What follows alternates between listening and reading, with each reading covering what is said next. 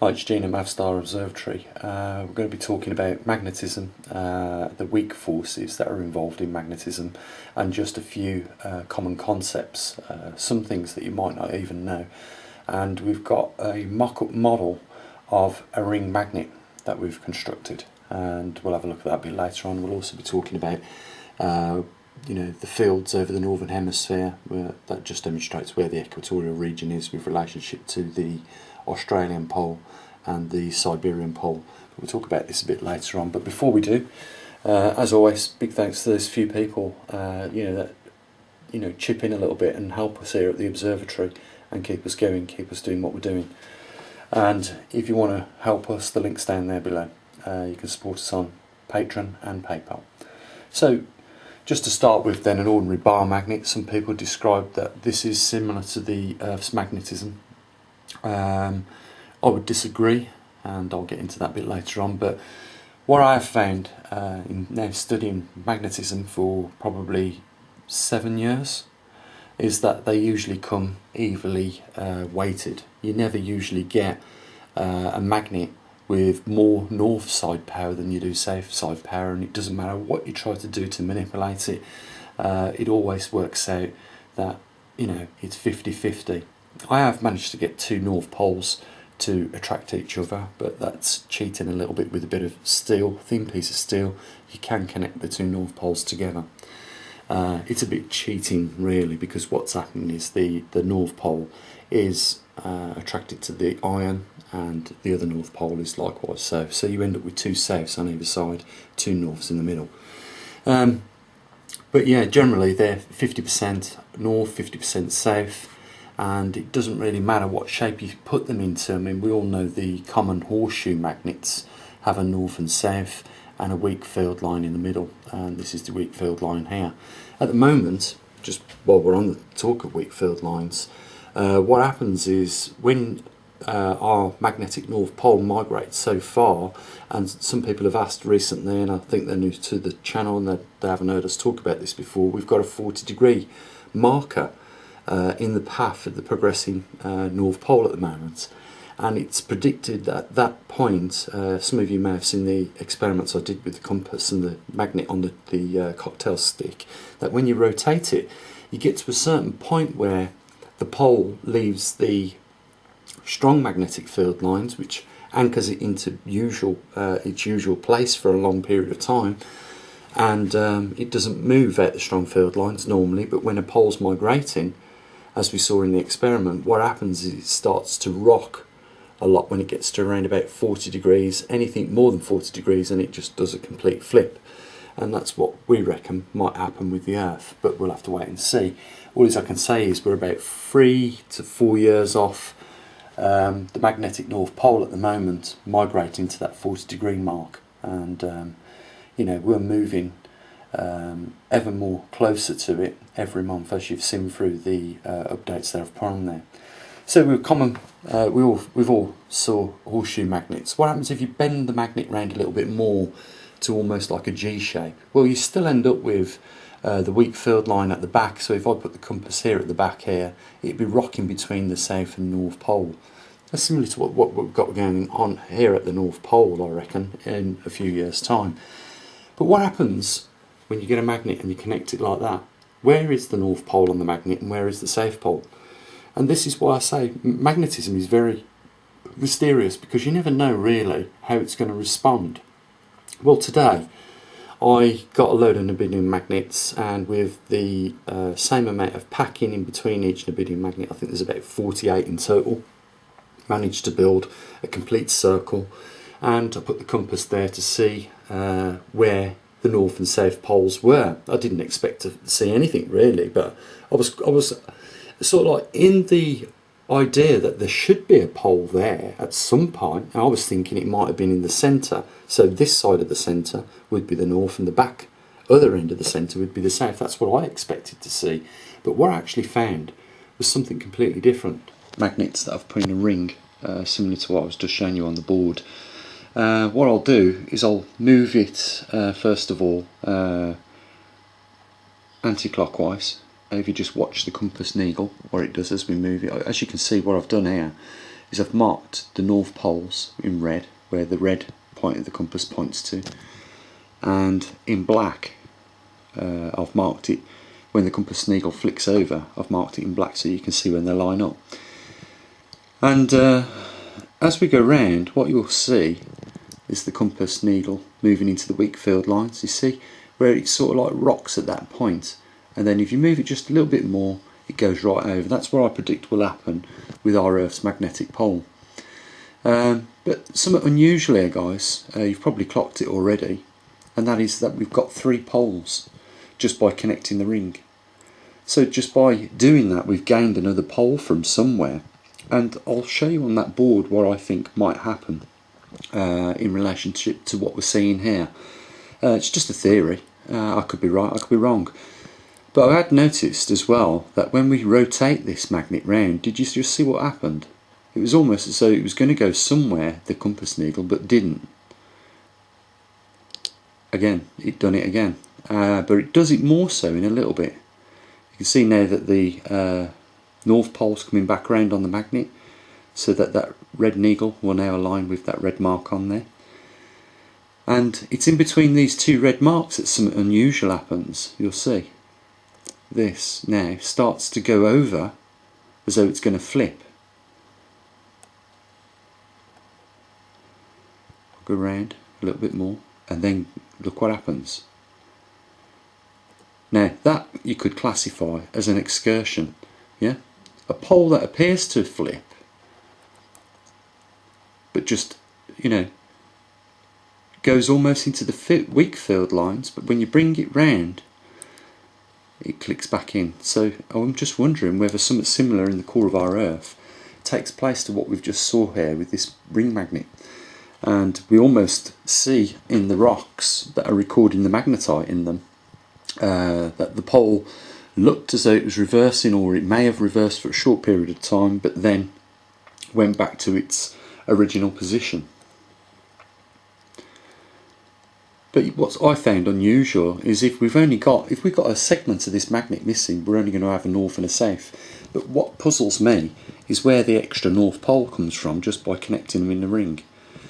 And if that's possible, oh, just one other thing I wanted to show you. It's quite a unique field line around this magnet, by the way. If you look at the actual field line, this is a magnetic field viewer. But if you look at the pattern, I know it's bright, but if you just look at the pattern that it forms, it's like a continuous line that goes round the bottom, over the top, round the bottom, in like a sine wave pattern, all the way around the magnet. I thought it was quite unique. And if you look at the top of the magnet, it's pretty much the same story.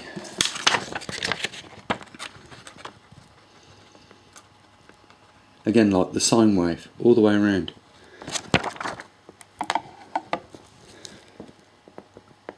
So, if we go back over to what we was talking about, with our magnetism at the moment, we've got a Canadian high intensity region, we've got a Siberian large high intensity region, but in total there'll be 50% intensity over the northern hemisphere and 50% over the southern hemisphere.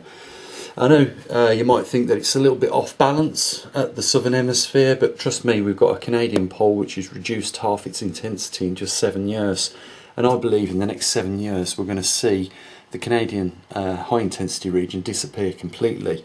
And we know that this intensity is moving over towards Siberia, and we're also getting in between these intensities, the poles move in the same direction. We know that this intensity is leaking over to the Siberian high intensity. On the bottom we've got this which is around about the Falkland Islands, let's say, region. This intensity is very low, it's probably the smallest on the planet, and it is leaking over into the Australian high intensity region, and the Australian high intensity region is moving up towards the equatorial region on the planet, and the Siberian is moving down. We've got a north high intensity region and a south high intensity region merging together, and I reckon over the next 4 to 7 years we'll have lost the Canadian pole, or all its intensity will have leaked over into the Siberian one. And at that point, I believe the Siberian pole will have passed, and met up with its counterpart in the southern hemisphere or around the equatorial region, and that's what we're seeing now, and we'll see it a little bit clearer on the map. I mean, this is just a sketch to give you an idea of what I think's going on. So like we saw that magnet gain an extra north pole, we know that it's in the ability for, you know, magnetic intensities when they come together to change configuration. That's basically what all this is about. It's about just showing you the fact that this north pole, or this end here, when these two connect, we probably won't have this one here and we won't have this one here, but what we will have is a south pole probably forming over this region here as a result of these two coming together. It's similar to what we saw when we closed the ring on the magnet. So just to finish off this magnet, what we've got is something like this, with a north, south and a north. There. Somehow we managed to gain an extra north just by closing the loop up on that, and I reckon that that's possible on the Earth. And if this is the case, we could end up with one side of our Earth with high intensity and on the other side very low intensity, and you know, that could spell big trouble, because if we've got only half the planet protected by high intensity, we don't know if this is the case for sure, but when we get our muon detectors out in Brazil and in South Africa, we should, or not either Brazil or South Africa, it doesn't matter, they both come into the Atlantic anomaly region where the intensity is at its lowest. We get an idea of to how many muons we've got coming through as a result of cosmic radiation. You know, if we put one in either South Africa or Brazil, and we put one in the high intensity in Australia, which is one of the strongest intensities on the planet, which you'll see a bit later on the video when I've got the screen capture software going, you'll see that this is high intensity, and I think that there should be more protection there. But we could end up with, for a long period of time, until, you know, something, you know, these poles then move further into the middle, giving us more like what we classify as a bar magnet type of standard field, or standard magnetosphere. You know, that's what I reckon is on the cards. It could possibly be, you know, this end here, when it's gone over into the Siberian pole and these two connect, we might end up with a south pole.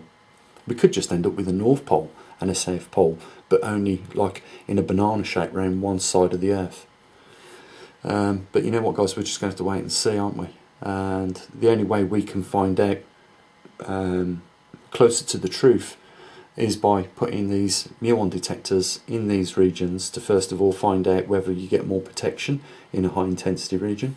I mean, it seems common sense, you should do, but I tell you now, with you know, finding things like this where, you know, just by connecting a ring you gain an extra north pole, nothing is clear cut with this. That's why I say it's a mysterious world, magnetism is, and I still think there's still things we haven't quite worked out about it. So let's go and have a look at the field map, and you know, we'll just go over what we've just said, and it'll probably look a little bit more clearer, because obviously it's a better diagram of real, more reality, or closer to the truth. So before we move on with this, I've got to tell you this, guys. Okay, and I know it's going to sound like I'm going crazy, right? But the reason why I paused that video is because when I started to do it, I just went straight from the eraser board to the actual magnet. There was only 3 poles, whereas this morning when I was showing my partner after I'd built that magnet, there was actually 4. And I'm just thinking, if, you know, in a normal scenario you've got a bar magnet, the magnetic flux flows from the south to the north, but where does it flow in a ring magnet where you've got all those little magnets, you know, connected north to south all the way around? Is it possible for the actual poles to move into different places on that magnet? Well, as I could say is this morning it had 4 and this evening it had 3, so I had to redo that little bit of video just to show you. But the point is, it still has more than 2 poles, and I'm puzzled as to why that is. I really don't know why it had 4 this morning and now it's only got 3. Maybe tomorrow it'll only have 2, I don't know. But I'll tell you what I'll do, I'll check it for you and I'll come back to you. I mean, we might have even stumbled on something there, by putting magnets in an array like that. We might have even come up with something completely new. We never know. But I'll check it tomorrow anyhow. But I did find it fascinating, the little sine wave pattern that it made all the way around the edge. And even if you turned it on its face and stood the magnet up, it still had that sine wave going around there. So maybe the flux is moving, and as a result of that, it's actually repositioning the poles. I don't know, it's the real honest answer. I really don't know, and I don't know why it has got an extra pole when it should really have no poles, because when you connect a north and south together in a ring, you bring the magnet back on itself. So it's a bit bizarre anyhow. We'll look into that a little bit more. So yeah, as you can see, like I was saying on the eraser board, you can see how large the intensity is over Australia. It seems as though it's the largest intensity on the planet, but that's just because it's drained off this little area here at some point. And the same's happening to, I mean, this is a few years old now, this diagram is, and if we looked at the new diagram, and I have showed you guys that in previous videos, I've actually showed you a video of time lapse of the years going by and the Canadian pole dissipating 50% of its total strength. So we know that this pole is leaking over into this one. You can almost see it in this diagram in any case, because the intensity is much higher there. It's probably in the 60,000 nanotesla, the darkest region, and you can see it's light over there even 4 years ago. I can tell you now that this has reduced dramatically. It's probably only another 4 to 7 years at the max before this whole area is left without an intensity at all. It's going to start to expand, probably, this South Atlantic anomaly region, and it will be the same for this weak intensity over the southern hemisphere. But there you go, guys. I mean, we can see and we understand that north and south poles attract each other, or opposites attract, and we know that these two are coming towards the equatorial region. The Australian pole, as we call it, or the intensity, is already there almost, and it's only a matter of time. If in the next 4 years this leaks off over to there, this will begin to look like the southern hemisphere. So the Siberian pole will start to look more like the Australian pole, and probably at that point they will have connected. And I expect to see, the show begin at that point. I also believe that in the next 4 to 7 years, our pole is going to cross the strong field lines, enter them weak field lines. Well, like I just showed you, how that compass needle rocks in between the two weak field lines. And at that point, I reckon the show's going to begin, guys. What can we expect? Probably more, but only higher intensity of what we've seen in the last 30 years with regards to the jet streams behaving the way they are. And let's not face it, we've also got more cosmic radiation in, so the jet streams are going to get more laden, because we know cosmic rays are closely related to seeding, so they produce more cloud vapor. If we've got more cloud in the atmosphere, I think it's logical to say that we're going to get more sunlight blocked out. And the other thing that I did think about is, if we do end up with the South Pole over the Northern Hemisphere as what we've got now, does the Arctic climate swap to the Antarctic climate? It's just something that bothers. If you go and check on North Skull and have a look at the size of the cold area or cold region compared to the Northern Hemisphere, it's always bigger. I'm just wondering if that's because of the magnetic flux lines leaving the South Pole and coming back into the North Pole. Notice that if the South Pole is now over the North Pole after the reversal, will we have a colder region over there? And I'm just thinking, even Greenland at one point, if we go back to the medieval warm period on the temperature scale, was a region on this planet that could sustain life very easily. In fact, the Vikings moved to Greenland in that period of time. They settled there, but obviously over time the climate kept going colder and colder and colder, went back into a cooler period, and as a result, if it would happen the same anywhere on this planet. It's like if we went back into another ice age or glacial period where the northern hemisphere of this Earth was covered in snow, it wouldn't be able to sustain life over there for the numbers that it does now. We've got some real problems coming, guys. It's frightening when you think about it, because millions of people live on the northern hemisphere of this Earth, far more people than they do on the southern hemisphere. And as a result of that, when this half of this planet becomes unable to grow crops in, then we've got to migrate or we're going to die. It's as simple as that. Or we've got to all become Eskimos, and I don't think the food chain would sustain the amount of numbers if we even was all becoming Eskimos over the northern hemisphere. We've got some serious times coming, and they're not far away either. This world now has shifted its climate, and we are heading into a cooler period. And everything is stacking up now to support perhaps another glacial period coming about. And I think definitely with the shrinkage of the heliosphere as a result of the grand solar minimum and the magnetic reversal happening, I think out the two, which is the worst, I think it's not the grand solar minimum, I think it's the magnetic reversal, simply because you get the same effects as what you do with the grand solar minimum, but amplified in the fact that this is our primary protection from cosmic radiation, our magnetosphere, and it collapses during a magnetic reversal. We don't know if this was, if these things were linked to, mass extinctions of species on our planet a long time ago. We just don't know. And the reason why we don't know is because mankind has never recorded the data of such an event, and that was because it was like 880,000 years ago. Sorry, 780,000 years ago. So a very long time ago, and we don't know exactly what's going to happen. The best thing, all we can do is just make the best efforts we can to find out, and then if there is preparation that can be made, I think we need to do it, because it's no good just kicking back in your chair and opening a bottle of scotch or something. I don't think that's the answer. We're survivors at the end of the day. We are a surviving species, and I think we can make it through a magnetic reversal. Simple as that. I don't think everyone will, though. In fact, I did put it in a video a couple of weeks ago that I thought billions could be dying in the next 10 years. And if this is right, if we do enter a glacial period in the next 10 years, how can the northern hemisphere support and sustain the amount of people that's over it right now? If we lose all that agricultural land, what we're going to do?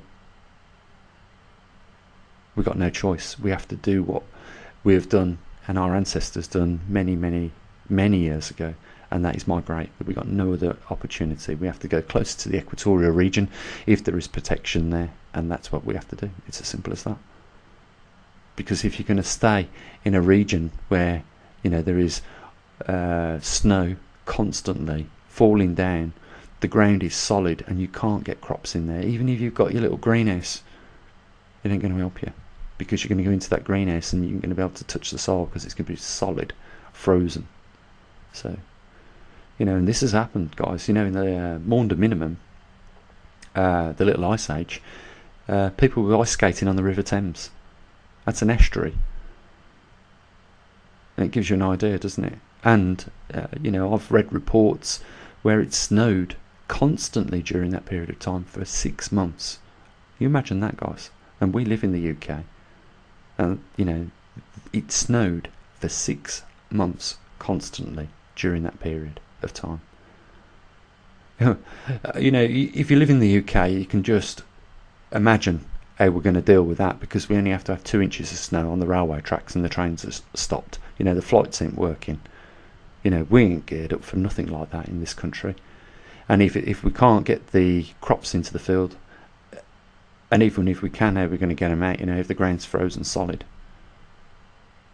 we're going to become just like a couple of other countries in the world, major importers. Who's going to sustain the rest of the world, the whole of the northern hemisphere, in food? if the only arable land and cropping land is on the equatorial belts. It's strange because, you know, most of our civilizations come from these equatorial regions. Some of the first civilizations on the planet started at these regions, maybe way before them themselves. You know, there was a technological species, perhaps humans, on this planet, and we lost it. It's like I said, you could throw your mobile phone in the garden for 10 years and you wouldn't recognise it again. The wafer hair thin circuitry in that phone will corrode in less than a year. The plastic on it will decay and, you know, have all its electrons knocked out of it by the sunlight and become brittle. And like I say, you wouldn't recognise it in 10 years time, perhaps. It certainly wouldn't work. And if no one else is creating these things, I mean, how long, what is the life expectancy of an iPhone now? 5 years? 10 years? At the max? Well, the battery ain't going to last that long, we know that. So, you know, we could lose all our technology in 5 years, easy. And then we're back to the Stone Ages, guys. And, you know, I talk about it so lightly sometimes, it's really shocking, because the truth is it could easily happen. That's the main point. So anyhow, guys, you know, if you want to support us, we're almost at the end of the month. It'd be great if we could just notch up what we've managed to get so far. You know, it's never a lot, guys, I'll tell you that now. It's never a lot. But if we could just make that final last push and push it up a little bit and end this month on a good note, that would be fantastic. But you know, it's entirely up to you guys if you want to help out. The links are down there, and you can support us on PayPal or Patreon. It's entirely up to you. And I'll say what I usually do, guys. You have a good evening, and as always, bye for now.